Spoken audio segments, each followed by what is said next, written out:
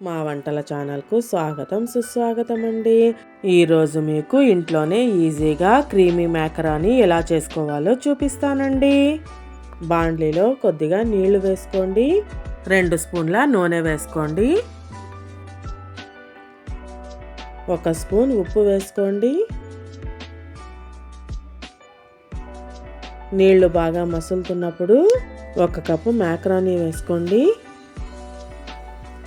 కాసేపు బాగా ఉడకనివ్వండి. చూడండి, చక్కగా ఉడికిపోయింది కదా. ఇలా మెత్తగా అయిపోతుందండి ఉడికితే. దీన్నంతా జాలరీలో వడేసుకోండి. అదే బాండ్లీలో 1 స్పూన్ వెన్న వేసుకోండి. సగం క్యారెట్ని సన్నగా తరుక్కోండి, 1 క్యాప్సికమ్ని సన్నగా తరుక్కోండి, అలాగే 1 మీడియం సైజ్ ఉల్లిపాయను కూడా సన్నగా తరుక్కుని వేసుకోండి. కాసేపు బాగా మగ్గనివ్వండి. చూడండి, ఇలా మగ్గిన తర్వాత దీన్ని పక్కన తీసి పెట్టుకోండి.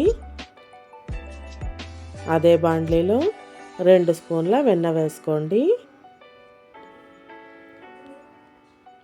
2 స్పూన్ల మైదా వేసుకోండి. బాగా కలుపుకోండి. చూడండి, ఇలా ఉండలు లేకుండా బాగా కలుపుకోండి.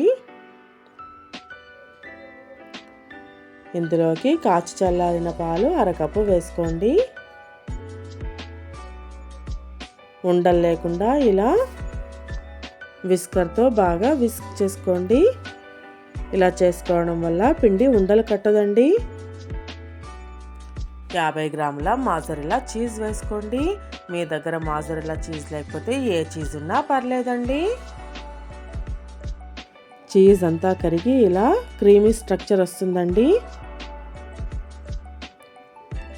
చూడండి, బాగా కరిగిపోయింది కదా.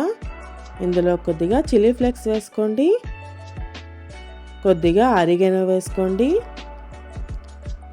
కొద్దిగా మిరియాల పొడి వేసుకోండి, రుచికి సరిపడా ఉప్పు వేసుకోండి. అంతా బాగా కలుపుకోండి. మనం మగ్గించి పెట్టుకున్న తరకారీ కూడా వేసేసుకోండి. బాగా కలుపుకోండి.